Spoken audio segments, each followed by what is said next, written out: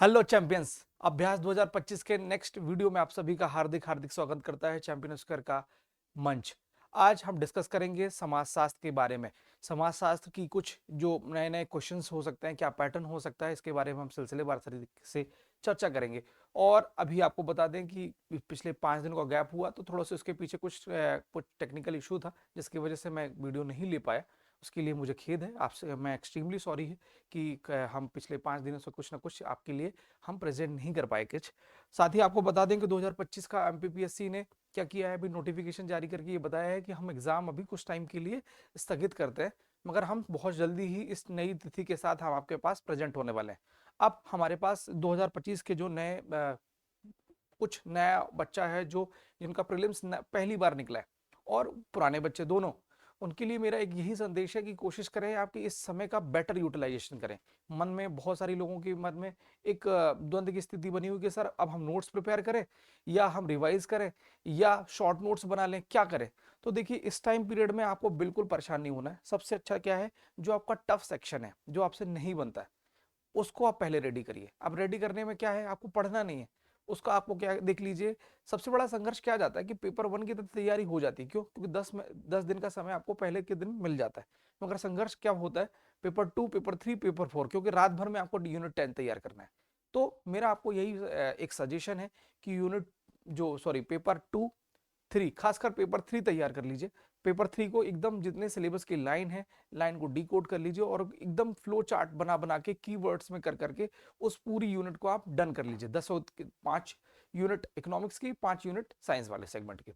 ठीक है, थोड़ा सा मैथमेटिक्स करना चालू कर दीजिए, उसको हल्के में मत लीजिए। साथ ही साथ आपको क्या है कि समाजशास्त्र, मेरा मानना ये है कि आप 3E पे काम कर लीजिए।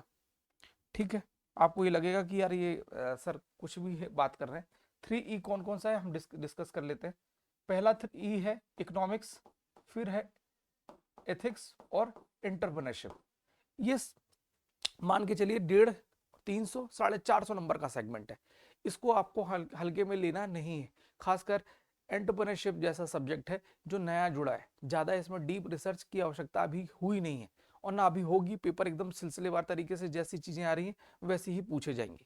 अगर आप इसको तैयार कर लेते हो तो आप मान के चलिए कि जैसे अगर जो हिस्ट्री में मेहनत करेंगे, अगर एंटरप्रेन्योरशिप, इकोनॉमिक्स और एथिक्स पे आपने मेहनत कर ली, तो आप बहुत बड़ी लीड ले जाएंगे। तो इनको आपको क्या करना है, सबसे पहले इनकी शॉर्ट नोट तैयार कर लो। शॉर्ट नोट्स, ठीक, इनकी नोट्स पर तैयार कर लो। और अगर जब ये चीजें प्रिपेयर हो जाएंगी तो उसका मल्टीपल रिवीजन करिए। जब भी आप यूनिट पढ़ने की तैयारी में हो, तो आप पहले टारगेट बना के जाइए, मुझे ये करना है, ये करना है, ये करना है, ये करना है। आपके पास डायरी में चीजें मेंटेन होगी तो आप मान के चलिए कि आप बहुत अच्छी पोजीशन पे होंगे। और आप अपने आप को पहले मेंटली प्रिपेयर कर दीजिए कि जून के मंथ में मेरी ये तीनों जो सब्जेक्ट है ये पूरे डन हो जाने चाहिए। हिंदी को आप पैरेलली आधे घंटे 1 घंटे का समय दीजिए, उसको बचने की कोशिश मत करिए। वो अगर आप बचेंगे तो आप मान के चलिए कि आप दूसरा बच्चा आपके हिस्से की तैयारी कर रहा है। सारगर तैयारी करिए। हिस्ट्री ज्योग्राफी को थोड़ा सा कुछ टाइम के लिए छोड़ दीजिए, और जो आपसे नहीं बन रहा है उसको पहले प्रिपेयर करिए। आप निश्चित तौर पे बहुत लीडिंग पोजीशन पे होंगे। भगवान ने, याद रखिए कि इसमें विचलित होने की जरूरत नहीं है कि डेट बढ़ गई तो अब क्या करें।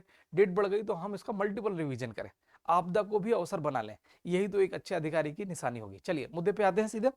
चलिए हम बात करते हैं सबसे पहले समाजशास्त्र में सांस्कृतिक समन्वयवाद से क्या तात्पर्य है, क्या आशय है। आशय पूछ रहा है, परिभाषा पूछ रहा है, तो हम इसको परिभाषा के रूप में आंसर देंगे। ठीक है, और सीधे उसका एग्जांपल दे देंगे। सांस्कृतिक समन्वयवाद, बिल्कुल आंसर मत देखिए। सांस्कृतिक समन्वयवाद से क्या आशय हो सकता है, आप अपने दिमाग को थोड़ा सा प्रेशराइज करिए, दिमाग को मौका दीजिए कि भाई सोचो कि क्या हो सकता है। सांस्कृतिक समन्वय क्या है, तो सांस्कृतिक प्लस समन्वय, है ना। जो देश में बहुत सारी सांस्कृतिक विविधता है, ठीक है, उसके मध्य क्या करना है, तालमेल बैठाना है, समन्वय स्थापित करना है। यही तो उसकी विशेषता है। क्लियर है।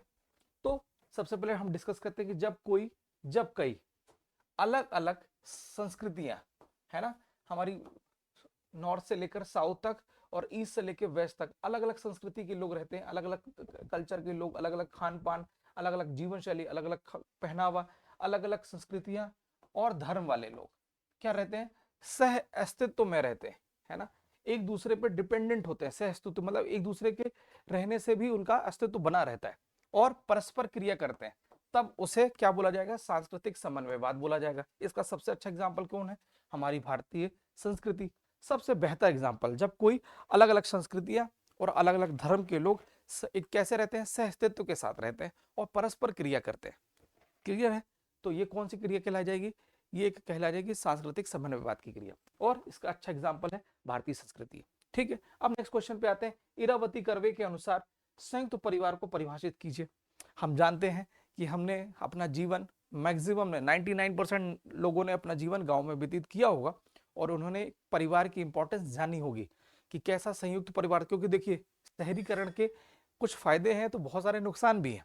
कैसे कि भैया शहरीकरण ने हमको जोड़ना खत्म कर दिया, हमारे जीवन में क्या हो गया, स्वार्थपन आ चुका है, हमको अपना अपना दिखता है, बस अपने परिवार का नहीं दिखता। एक जमाने में क्या रहता था कि दादाजी के नीचे हमारे बड़े पापा, पापा, फिर छोटे चाचा, फिर चाचा, और ये सब साथ में रहते थे। जितनी भी बड़ी बड़ी डिसीजन हुआ करती थी, दादाजी दादी साथ में बैठ के, सब लोग परिवार एक साथ बैठ के डिसीजन लेता था, और इस डिसीजन में एक कॉन्क्रीट डिसीजन फिर क्लियर करके आता था कि नहीं हमें ये करना है, ये करना है, ये करना है। क्लियर है, संयुक्त परिवार में खान पान, उठन बैठन, शादी विवाह सब एक साथ का एक पूरी प्रक्रिया होती थी, ये सब जोड़ने का काम करती थी। मगर क्या हुआ कि इस आपाधापी में जो क्या कह सकते हैं, पश्चिमीकरण की आपाधापी में सब लोग आगे बढ़ने की तैयारी पे लग गए, सब शहरीकरण की तरफ शिफ्ट हो गए, और इससे क्या हुआ, धीरे धीरे स्वार्थपन आ गया, अपना अपना के बारे में सब लोग सोचने लगे, और धीरे धीरे ये फैमिली जो संयुक्त फैमिली थी न्यूक्लियर फैमिली में सिर्फ शिफ्ट हो गई। आइए हम बात करते हैं इरावती कर्वे के अनुसार संयुक्त परिवार की क्या परिभाषा, क्या होगी इनकी परिभाषा। देखिए बात वही बोला है, बस स्टेटमेंट सटीक आएगा। इरावती कर्वे जी के अनुसार जब भी कोई स्टेटमेंट किसी का पूछे तो सबसे पहले बताइए इरावती कर्वे। ठीक है,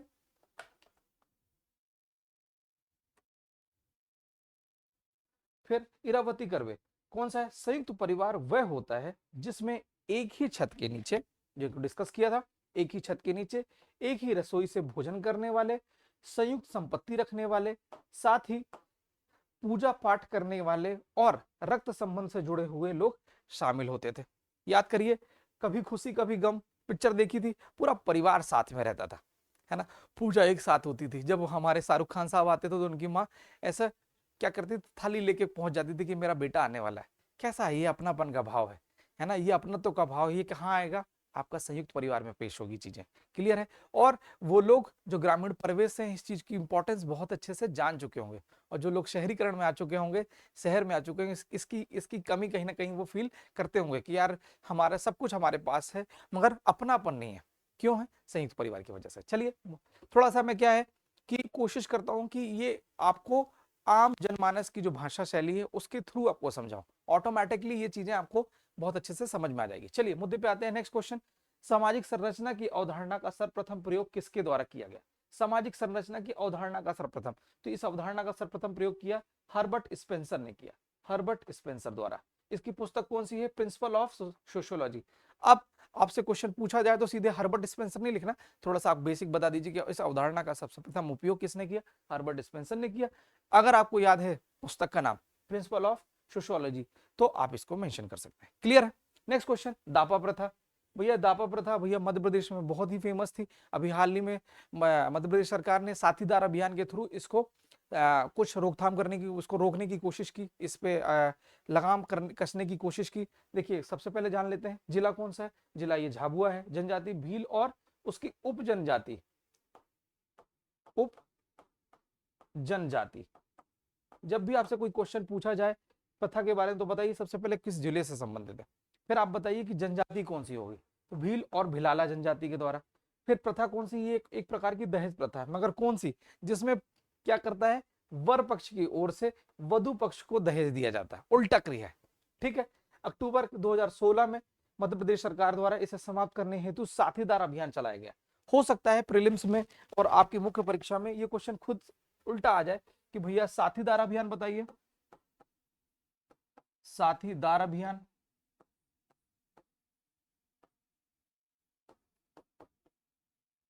तो साथीदार अभियान आपसे पूछा जाए तो बस यही चालू करना है, बता दो जिला क्या है,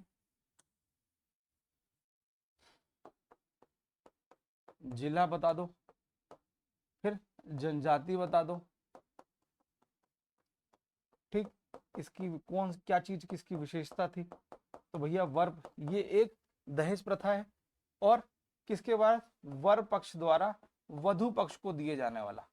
अगर ये 3 पॉइंट आपने मेंशन कर दिया तो धूमधाम से आपके नंबर गेन हो जाएंगे। क्लियर है? नेक्स्ट क्वेश्चन थोड़ा हम बता दें कि हमने लॉन्च किया है अपराजित 2.0 बैच, है ना। एक ही फीस में मध्य प्रदेश में हम पहली कोचिंग हो जो एक ही फीस में आपको 2 बार मेंस, एक प्रीलिम्स और इंटरव्यू की क्लासेस, साथ ही साथ आपको मिलेंगे पर्सनल गाइडेंस। पर्सनल गाइडेंस से तात्पर्य क्या है, कभी कभी आपको डाउट होता है कि सर नोट्स कैसे बनाएं, हमारे नोट्स अच्छे हैं कि नहीं। आपको इसको देखने के लिए आपको पर्सनल 10 बजे से लेकर 6 बजे तक मेंटर बैठे हुए हैं जो आपकी इस समस्या का अंत करेंगे। साथ ही साथ आपको मिलेगा 2 वर्ष की रिकॉर्डेड क्लासेस, फ्री नोट्स और 2 साल की अनलिमिटेड टेस्ट सीरीज। आप दीजिए टेस्ट सीरीज, कोई दिक्कत नहीं है, आपको बस केवल हम पढ़ना सिखाएंगे, लिखना सिखाएंगे और एक बहुत अच्छा इंसान बनाना सिखाएंगे। होता क्या है इस ड्यूरेशन में, सभी लोग आपको केवल पढ़ाने पे फोकस करते हैं और अंत में जब आप इंटरव्यू कॉल होता है तब बोलते हैं कि सर मैं और तो सब कुछ ठीक है, मुझसे अपनी हॉबी नहीं बनती सर, मैं कहीं ना कहीं मैं अपने आप को अच्छी पर्सनालिटी नहीं मानता हूँ एक अच्छे अधिकारी के तौर पर। और ये समस्या क्यों आती है, क्योंकि डे 1 से आपने अपने ऊपर काम नहीं किया, अपने आप को एक अधिकारी मानकर काम करना है। इस घमंड भाव से नहीं, उस भाव से काम करना है कि नहीं मुझे देश के लिए कुछ ना कुछ अपना कंट्रीब्यूशन देना है। इस भाव से आप काम करेंगे तो डे 1 से अपने आप को बहुत अच्छा पाएंगे। ये हम आपको पर्सनालिटी डेवलपमेंट की क्लासेस में चीजें बहुत अच्छे से आपको बताएंगे। ठीक है, फिर हमने लॉन्च किया है, लॉन्च क्या किया है, 24 तारीख को एक सेमिनार आयोजित किया था। ये बैकडेट पे चीजें हो रही हैं। 24 तारीख का है, यूट्यूब पे वीडियो डला हुआ है निधि भारद्वाज मैडम का, रैंक 2 थी 2020 की। आप इनकी जो सेमिनार है, इनका एक एक सेमिनार, एक मतलब 1.5 घंटे का सेमिनार आप सुनिए। आपके जितने सवालों का जितने सवाल हैं उसका अंत एक झटके में हो जाएगा, है ना। और मैडम ने प्रैक्टिकल बात बोली है, मैडम ने वो सब बात बोली है जिससे आपको क्या करना है, अगर आपने उसको पालन कर लिया तो आप मान के चलिए कि आप बहुत अच्छी पोजीशन पे। ठीक है, चलिए नेक्स्ट क्वेश्चन। अच्छा नेक्स्ट क्वेश्चन क्या है, हमने टेस्ट सीरीज लॉन्च की, थोड़ा बता देते हैं, है ना। यूनिट वाइज टेस्ट सीरीज चालू की है, जिनका प्रीलिम्स 2025 का नहीं निकला है बिल्कुल परेशान नहीं हो। हमने क्या किया है 2026 को बेहतर, कैसे उसको बेहतर बनाया जा सके, तो उसके लिए क्या किया 25 ये अब जून से लेकर दिसंबर माह तक, जब तक नोटिफिकेशन नहीं आता, हमने क्या किया unit wise mains test series launch की है।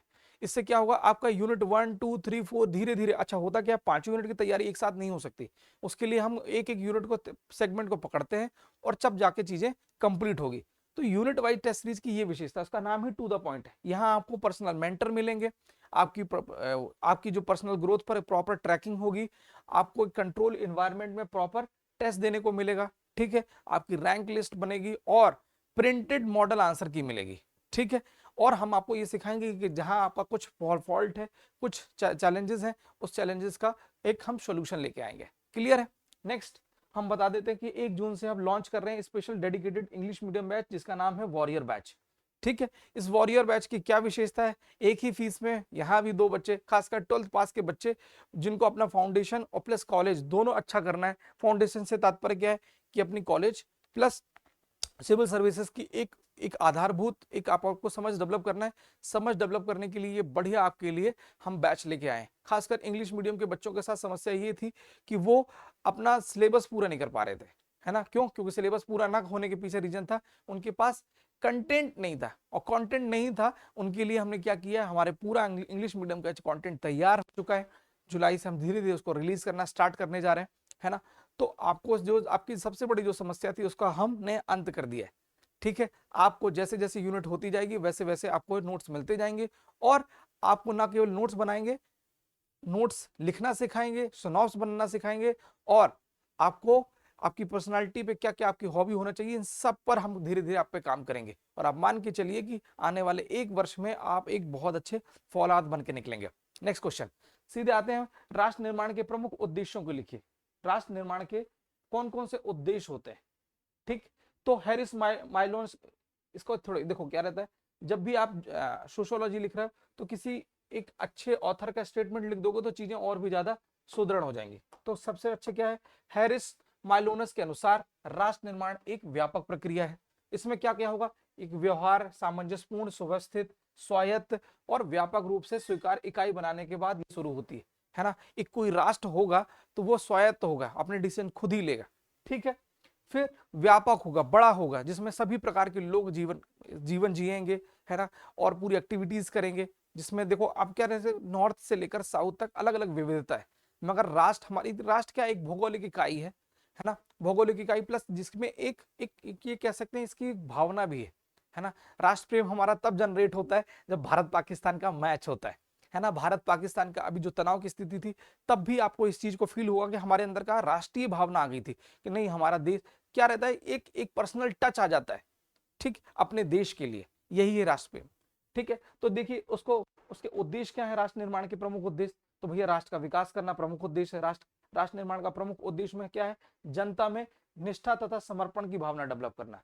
जनता अपने राष्ट्र के प्रति निष्ठावान होगी, समर्पित होगी कि नहीं, मेरा देश ही मेरे लिए सबसे प्राइमरी पोजीशन पे है। ये अगर चीजें होती हैं तो आप मान के चलिए कि आपका राष्ट्र धीरे धीरे एक संगठित और क्या कह सकते हैं, सुव्यवस्थित राष्ट्र का निर्माण होगा।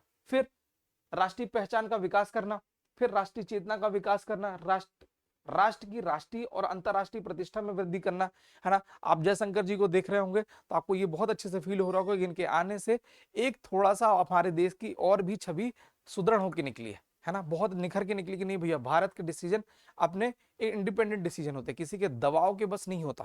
देखो, रूस और यूक्रेन का युद्ध हो रहा था, उस बीच में यूरोपियन कंट्री ने बोला कि भैया आप रशिया से ऑयल नहीं लोगे, तो उन्होंने साफ मना कर दिया कि नहीं भैया, हम इस मामले में इंडिपेंडेंट हैं, आपकी लड़ाई चल रही है उसके चक्कर में हम अपनी अपनी इकोनॉमी के साथ, हमारे अपने देश के नागरिकों के साथ हम अहित नहीं कर सकते। हमको तो भैया जिसको जो हमारे साथ बजट फ्रेंडली काम करेगा हम उससे काम करेंगे। उन्होंने क्लियर कट मैसेज दे दिया और दुनिया को स्वीकार करना पड़ेगा, ये है। फिर आधुनिक आधुनिक अर्थव्यवस्था और तकनीकी का ज्ञान विकसित करना, ठीक है, भौगोलिक एकीकरण, राजनीतिक आधुनिकीकरण और राष्ट्रीयता की भावना जागृत करना। याद रखिए कि कोई भी राष्ट्र और अच्छा राष्ट्र या सुदृढ़ राष्ट्र कब बनेगा, जिसको बोलते हैं कि नहीं यार, ये जैसे अमेरिका, अमेरिका केवल अपनी क्या कह सकते हैं, जनता की राष्ट्रीय भावना की वजह से नहीं, वो इकोनॉमी के लेवल पे भी उतना ही डेवलप है जितना टेक्नोलॉजी के लेवल पर भी है। साथ ही साथ टेक्नोलॉजी के साथ साथ वो एजुकेशन में भी उतने ही अव्वल दर्जे का काम किया। तो राष्ट्र तब बहुत अच्छा राष्ट्रीय विकास कर पाता है, राष्ट्र तभी अच्छा विकास करता है जब उसके पास सभी आयाम उसके परफेक्ट हो। जैसे अर्थशास्त्र की मतलब अर्थव्यवस्था के क्षेत्र में बहुत अच्छा हो, जैसे भारत अभी हाल ही में विश्व की चौथी सबसे अच्छी बड़ी बड़ी अर्थव्यवस्थाओं में से उसका नाम आया, जापान को उन्होंने पीछे किया, ठीक है। पर कैपिटा इनकम में थोड़ा सा भी भारत की पोजीशन थोड़ा सा कमजोर है, मगर हमने धीरे धीरे पोजीशन, इन 75 साल में जो हमारी ग्रोथ है, सस्टेनेबल ग्रोथ है। अब हम पीछे नहीं होंगे, तेजी से आगे बढ़ते जा रहे हैं। साथ ही साथ आप देखिए टेक्नोलॉजी में भी हम उतनी ही आगे जा रहे हैं, रक्षा क्षेत्र में भी आगे जा रहे हैं, शिक्षा के क्षेत्र में बहुत अच्छा जा रहे हैं, स्वास्थ्य के क्षेत्र में ये है कि हमने खुद की मेडिसिन, खुद की वैक्सीन भी डेवलप करना स्टार्ट कर दिया। इन सभी सेगमेंट में काम करने के बाद ही तो एक बहुत अच्छा राष्ट्र निर्मित होता है और संचालित भी होता है। क्लियर है। नेक्स्ट, ग्रामीण विकास हेतु अपनाई गई, याद रखिए, हाँ मैं बताना, इसकी फ्रेमिंग बताना भूल गया, राष्ट्र निर्माण के प्रमुख उद्देश्य लिखिए। तो भैया थोड़ा सा आप राष्ट्र निर्माण के बारे में लिख दो, ठीक ठीक, फिर उसकी मेन बॉडी लिख दो, और फिर एक लाइन में अगर आपको मन कर रहा है तो ठीक है, नहीं तो सीधे टू द पॉइंट जो पूछा गया राष्ट्र निर्माण के उद्देश्य लिखकर काम खत्म करिए। ऐसा एरो बनाकर आप वो चीजें मैनेज कर सकते हैं। क्लियर है। नेक्स्ट नेक्स्ट है ग्रामीण विकास हेतु, ग्रामीण विकास हेतु अपनाई गई जनतांत्रिक विकेंद्रीकरण की नीति, विकेंद्रीकरण की रणनीति पूछ रहा है, ठीक है। विकेंद्रीकरण से तात्पर्य क्या है, पावर का डिसेंट्रलाइजेशन करना। पावर जो केवल केंद्र तक था, नहीं, पावर बोला कि नहीं हम केंद्र तक नहीं रखेंगे, पावर जो अपने डिसीजन लेने का पावर है वो पंचायत तक भी हम देंगे, ठीक है। लोगों को सशक्त करेंगे, केवल आर्थिक तौर पे नहीं, राजनीतिक तौर पे भी करेंगे। उनको हम अधिकार प्रदान करेंगे और उनको अधिकार के साथ साथ उनके पास कुछ ना कुछ नया इनिशिएट करने का पावर भी प्रदान करेंगे। जैसे ग्रामीण विकास रणनीति का उद्देश्य ग्रामीण क्षेत्रों में सतत और न्यायसंगत विकास को बढ़ावा देना है, ठीक है। ग्रामीण विकास थोड़ा सा 2 लाइनों में बता दो भैया, ग्रामीण विकास क्या है। ग्रामीण विकास की रणनीति का उद्देश्य क्या है, ग्रामीण क्षेत्रों में सतत और न्याय संगत विकास को बढ़ावा देना। अब कौन कौन सी रणनीति होती है, तो भैया त्रिस्तरीय पंचायती राज की व्यवस्था की गई, जिससे पावर का डिसेंट्रलाइजेशन हुआ, सब लोग अपने अपने हिस्से का अपना काम कर रहे हैं, जिससे चीजें बहुत सुचारू रूप से चल रही है, ठीक है। ग्राम पंचायत, पंचायत समिति, जिला परिषद। फिर ग्राम सभा को निर्णय लेने की समीक्षा, अनुमोदन और निगरानी का अधिकार देकर जन भागीदारी को सुनिश्चित किया गया। क्या ग्राम सभा जो होगी वो क्या करेगी, कोई भी डिसीजन होगा उसकी समीक्षा करेगी कि ये सही है या गलत है, फिर उसका अनुमोदन करेगी कि भैया अगर ये सही है ठीक है भैया इसको हम आगे बढ़ाते हैं। फिर उसकी निगरानी करने का अधिकार कि अगर बीच में अनुमोदन के उपरांत कुछ चीजें लग रही कि गलत है तो उसको समय रहते उस पर सुधार करने की कोशिश करेगी। ठीक है, फिर SC ST और महिलाओं को 33% से बढ़कर 50% तक का पंचायती के चुनाव में, इलेक्शन में उनको अधिकार दे दिया गया है कि भैया 50% तक का आपकी हिस्सेदारी रहेगी। ठीक है, रिजर्वेशन। ठीक, फिर पंचायतों को टैक्स लगाना, बजट बनाना और राज्य वित्त आयोग से अनुदान पाने की शक्ति दे दी गई है। ठीक है, तो वित्त आयोग क्या कर रहे हैं, वित्त आयोग स्पेशल पंचायतों के लिए फंड रेज कराने के लिए अनुशंसा प्रदान करता है। ठीक है, तो टैक्स लगाने के लिए स्थानीय स्तर पर जो छोटे छोटे मेले लगते हैं वो टैक्स लगाने का काम किसके पास है, पंचायत के पास है। फिर अपने अपने हिस्से का बजट बनाने के लिए भैया रोड के लिए कितना, पेयजल के लिए कितना, ठीक है, और साफ सफाई के लिए कितना, स्कूलिंग के लिए कितना, ये सब चीजें अगर सिस्टमेटिक होती तो आप मान के चलिए कि वो गांव बहुत ही सक्षम और बहुत ही सस्टेनेबल गांव के निर्माण होगा। क्यों? क्योंकि वो अपने अकॉर्डिंग चीजों को प्रिपेयर कर रही है। होता क्या था पहले, नीति आयोग या सेंट्रल लेवल पे बंद एसी कमरे से डिसीजन होते थे, और डिसीजन होने की वजह से क्या होता था, चीजें ग्राउंड की रियलिटी नहीं पता थी जो अधिकारी डिसीजन लेते थे। अब नीति आयोग ने डिसीजन लिया कि नहीं, जो निर्णय लेने की प्रक्रिया है वो ग्रामीण स्तर से ही हो। ठीक है, जो फंड की जरूरत पड़ेगी हम क्रॉस करेंगे, उसके बाद फंड रिलीज कर देंगे। ठीक है, सूचना का अधिकार, सोशल ऑडिट, ग्राम सभा की शक्तियों से शासन में पारदर्शिता की वृद्धि करना इसका उद्देश्य था। और इसके बाद ये सब पूरी रणनीतियां एक सफल क्या करेंगी, जनतांत्रिक विकेंद्रीकरण की जो हमारा उद्देश्य था, हमारी प्लानिंग थी, उसको पूरा करने में कहीं ना कहीं ये सार्थक सिद्ध होंगी। क्लियर है? अगेन मैं फिर से रिपीट कर दूं, एक लाइन में बता दो ग्रामीण विकास क्या है, फिर कुछ नहीं करना, पॉलिटी वाला मटेरियल उठाना है और सीधे चिपका देना है इस पर। ठीक है, इससे सरल भाषा शैली मेरी अब नहीं हो सकती। आपको पॉलिटी में आपने पढ़ा है, प्रीलिम्स में भी पढ़ा है, जितने आर्टिकल्स हैं, जितनी चीजें हैं, सीधे लीजिए, उतार दीजिए, काम कंप्लीट। क्लियर है? इज दैट क्लियर और नॉट? मुझे लगता है चीजें आपकी क्लियर हो चुकी होगी। फिर वर्ण व्यवस्था की उत्पत्ति, चलिए भैया, प्राचीन काल में वर्ण व्यवस्था थी, जो अभी भी चीजें चल रही है, उत्पत्ति से संबंधित क्या है, वर्ण व्यवस्था की उत्पत्ति से संबंधित सिद्धांत।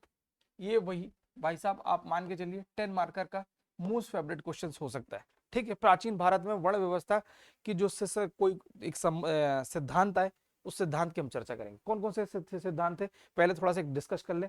ऋग्वेद का सिद्धांत, उपनिषद का सिद्धांत, महाभारत का, फिर गुण के आधार पर, कर्म के आधार पर, फिर जन्म के आधार पर। ठीक, स्टार्टिंग ऋग्वेद से होगा वर्ण व्यवस्था की, और धीरे धीरे करते करते ये जन्म आधारित होगी। ठीक है, ऐसी साइकिल चलेगी इसकी। ठीक है, क्लियर है? तो ये चीजें आपको सबसे पहले हम इंट्रो जान लेते हैं। अब क्या है, पहले बता देते हैं कि भारत जब विश्व एक मतलब विश्व की जो लोग जो अलग अलग देश है, वहां की संस्कृतियां धीरे धीरे जब अपनी शैशव अवस्था में थी, तो हम क्या कहते हैं, पूर्ण अवस्था में पहुंच चुके थे, एकदम मेच्योर हो चुके थे। ठीक है, इसका स्टार्टिंग हम इतने प्यार से कर सकते हैं कैसे, कि विश्व के अधिकांश राष्ट्र जब अविकसित अविकसित अवस्था में थे, तब भारतीय समाज और संस्कृति विकास की चरम अवस्था में थी। ठीक है, तो भारतीय सामाजिक व्यवस्था का एक प्रमुख अंग कौन सा था, मेन भारतीय सामाजिक व्यवस्था, आपको यही लिखना है। भारतीय सामाजिक व्यवस्था का एक प्रमुख अंग कौन सा था, वर्ण व्यवस्था। अब वर्ण व्यवस्था का जितने सिद्धांत थे आप उसको बता दीजिए। ऋग्वेद का सिद्धांत चलिए डिस्कस करते हैं। ऋग्वेद के सिद्धांत के अनुसार इसको परंपरागत सिद्धांत भी बोलते हैं या देवी सिद्धांत भी बोलते हैं। ऋग्वेद में क्या बोला कि ब्राह्मण, ब्राह्मण का जो गलत है ये होगा मुख। ब्राह्मण का जो जो प्रादुर्भाव हुआ, उत्पन्न हुए मुख से हुए, और उनका काम था ज्ञान अर्जन करना है। ठीक है, फिर क्षत्रिय, क्षत्रिय आए बाहुबल से, यानी कि भुजाओं को, अगर शरीर से वर्ण को एक उसको इंडिकेट करने की कोशिश की गई, तो जो क्या है, मुख से हुआ ब्राह्मण, जिनका काम ज्ञान अर्जन प्राप्त करना था, ज्ञान देना था, लोगों को लाभान्वित करना था, लोगों में जीवन स्तर उठाने का काम करना था। फिर क्षत्रिय यानी साहस का काम, संघर्ष का काम, तो सुरक्षा का। फिर वैश्य है, उनका पेट, ये चीज क्या हुई, उदर, इनका जो प्रादुर्भाव हुआ, उत्पन्न हुए, ये उदर से हुए। ठीक है, इनका काम उत्पादन है, मतलब जितना कमर्शियल एक्टिविटीज है ये लोग वैश्य लोग करेंगे। फिर शूद्र लोग क्या है, जंघा या पैर से इनका निर्माण हुआ, या इनका उत्पन्न हुआ, इनका काम है इन तीनों की सेवा करना। ठीक, तत्कालीन प्राचीन समय में ये ऋग्वेद की अवधारणा है। फिर उपनिषद का सिद्धांत, उपनिषद में वैधारणीय उपनिषद आया और उसने बोला कि उन्होंने बोला कि भैया वेदारण उपनिषद के अनुसार वर्णों की उत्पत्ति एक साथ नहीं हुई। क्लियर कट उन्होंने बोल दिया कि भाई तीनों चारों एक साथ नहीं आए, पहले आया ब्राह्मण। स्टार्टिंग में लगा कि भैया ब्राह्मण ही सब कुछ कर लेंगे, मगर बाद में पता चला कि नहीं, ये सब चीजें नहीं कर सकते, इसके लिए एक प्रॉपर हायरार्की की जरूरत है। क्षत्रिय वैश्य शूद्र तीनों चारों का जब सेगमेंट बनेगा तब जाके एक बहुत अच्छे समाज का निर्माण होगा। तो फिर क्या है, सबसे पहले ब्रह्मा ने केवल ब्राह्मणों की रचना की, फिर अंत में अनुभव के आधार पर क्या हुआ, सभी कार्य ब्राह्मण नहीं कर सकते थे, तो इसलिए क्रमशः क्षत्रिय, फिर वैश्य, फिर अंत में शूद्र उत्पन्न हुए। ठीक, फिर आते हैं महाभारत का सिद्धांत। महाभारत में बोला गया कि जो श्वेत वर्ण वाले होंगे वो ब्राह्मण होंगे, लोहित श्वेत होंगे वो क्षत्रिय होंगे, पीत स्वर पीला कलर का जिनका शरीर होगा, है ना, ये बोला गया तथाकथित, तो वो वैश्य होंगे, और जिनका श्याम होगा, काला शरीर होगा, मतलब उनका वर्ण होगा, वो क्या कह सकते हो, उनका कलर जो होगा वो होंगे शूद्र। ठीक, गुण के आधार पर यह सिद्धांत व्यक्ति के गुणों के आधार पर था। ठीक, ये सिद्धांत हम डिस्कस कर रहे हैं वर्ण व्यवस्था का प्राचीन समय में। सतोगुण, रजोगुण, तमोगुण और सतो रजो और तमोगुण। ठीक, सत्य ज्ञान के आधार पर ब्राह्मण, फिर रजोगुण जिनमें उत्साह शक्ति थी वो आ गए क्षत्रिय, फिर अज्ञान आलसी ये हो गए कौन, वैश्य, और तमोगुण शूद्र। ठीक है, इसको मुझे लगता है कि आपने एथिक्स में भी इसको पढ़ रखा होगा। क्लियर, और आप एंटरप्रेन्योरशिप पे भी पढ़ेंगे तो अभी आपको ये चीजें मिलेंगी।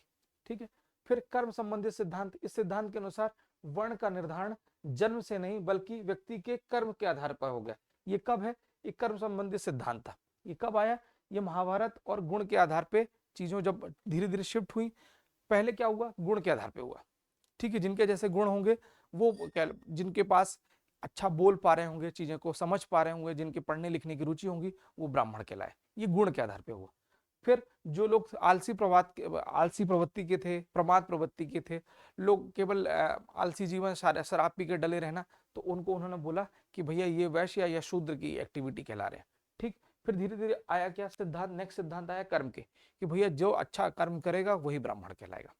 ठीक है, जो सबसे निकृष्ट काम करेगा, ठीक है, जो समाज के सभी सबसे जो अनएथिकल काम करेंगे वो शूद्र कहलाएंगे। ठीक, नेक्स्ट फिर आया जो कि हमने डिस्कस किया, तीनों वर्णों की सेवा करना, वैश्य, पशुपालन, व्यापार करना, युद्ध कला में निपुण होना, विद्या शिक्षा, ये आपको पता होगा। ये सिद्धांत योग्यता के आधारित वर्ण व्यवस्था को दर्शाता था, जिसमें जो योग्यता होगी वो कहलाएगा, जिसमें विद्या प्राप्त कर रहा है, शिक्षा प्राप्त कर रहा है, तप यज्ञ सब कर रहा है, वो ब्राह्मण कहलाएगा। वो जन्म पे आधारित नहीं, वो कर्म के आधार पर था। फिर लास्ट आया जन्म से संबंधित सिद्धांत। इस सिद्धांत के अनुसार वर्ण का निर्धारण जन्म के आधार पर होता था, ना कि गुण के आधार पर। धीरे धीरे ये चीजें अब वर्तमान व्यवस्था में चीजें देखने को मिल रही होंगी। शास्त्रों में उल्लेख है कि यदि कोई ब्राह्मण कुल में जन्म लेता है तो वह अयोग्य या अज्ञानी होने पर भी ब्राह्मण माना जाता था, ये शास्त्रों में बोला गया। फिर महाजनपद काल में आते आते वर्ण व्यवस्था पूरी तरह से जन्म आधारित हो गई। धीरे धीरे जब ये हमारा अब मॉडर्नाइजेशन धीरे धीरे प्रारंभ हुआ, तो अंत में ये हुआ कि जो जिस जन्म जो कुल है और उसमें जो व्यक्ति जो बच्चा जन्म ले रहा है वो भी अब ब्राह्मण कहलाएगा, चाहे उसकी एक्टिविटी एथिकल हो या अनएथिकल हो, वो ब्राह्मण कहलाएगा। या जो जिस घर में है क्षत्रिय है तो क्षत्रिय कहलाएगा, वैश्य है तो वैश्य कहलाएगा, शूद्र है तो शूद्र कहलाएगा। ठीक है, यह सिद्धांत सामाजिक असमानता की नींव बन गई, जिससे आगे चल के कर्म और योग्यता की उपेक्षा हुई और धीरे धीरे कहीं ना कहीं तनाव की स्थिति निर्मित हो जाती है। ठीक है, तो ये वीडियो कैसे लगा, और ये आंसर फ्रेमिंग में आपको बता दूं, चलो ये आंसर तो मैंने आपको डिस्कस कर दिया, मगर आपको मैं बताऊंगा कि 3 से 4 लाइन में आपको सबसे पहले आपने इंट्रो लिखा। सबसे अच्छा तरीका यही है। प्यारे बच्चों, जो क्लास के हमारे स्टूडेंट्स हैं और जो टेस्ट सीरीज के स्टूडेंट है, प्लीज थोड़ा सा इसको जरूर देख लीजिए, आपकी सबसे बड़ी कमजोरी भी यही है। और जो यूट्यूब पे चीजें देख रहे हैं उनके लिए भी, कि भाई सबसे पहले आप इंट्रो लिखिए, इंट्रो के बाद मेन बॉडी थोड़ा सा बता दीजिए कि मैं क्या क्या करने जा रहा हूँ, थोड़ा सा सिस्टमेटिक डायग्राम बनाइए जिसको देखकर लगे कि नहीं भाई बहुत बढ़िया, और फिर इसको 2-2 लाइनों में 3-3 लाइनों में एक्सप्लेन कर दीजिए। ठीक है, और अंत में कंक्लूजन लिख दीजिए। ठीक है, तो ये वीडियो आपको कैसा लगा कमेंट करके जरूर बताएं। क्लियर है, और आपको अभी और किस किस सब्जेक्ट में परेशानी जा रही है ये हमें बिल्कुल समय समय पर आप कमेंट करके जरूर बता सकते हैं। और आपको हम बता दें कि 10 बजे से लेकर सुबह 10 बजे से लेकर शाम को 6 बजे तक मेंटर हमारे जो विष्णुपुरी IVS स्टॉप के सामने चैंपियन स्क्वायर का ऑफिस है वहां बैठे रहते हैं। अपने नोट्स, अपनी कॉपी लेके आइए, है ना, हमसे चेक कराइए। आपकी जो कुछ अच्छी चीज़ होंगी हम आपको अप्रिशिएट करेंगे, मगर जिस चीज़ में सुधार की आवश्यकता होगी वहाँ हम निश्चित तौर पर सुधार करेंगे। और हमारा उद्देश्य है कि आपके जीवन में हमको आपके द्वारा हमारी मेहनत से आपके जीवन में अगर गुणोत्तर वृद्धि हो रही है तो हम निश्चित तौर पर करेंगे। ठीक है, तो मिलते हैं अगले वीडियो में। जय हिंद।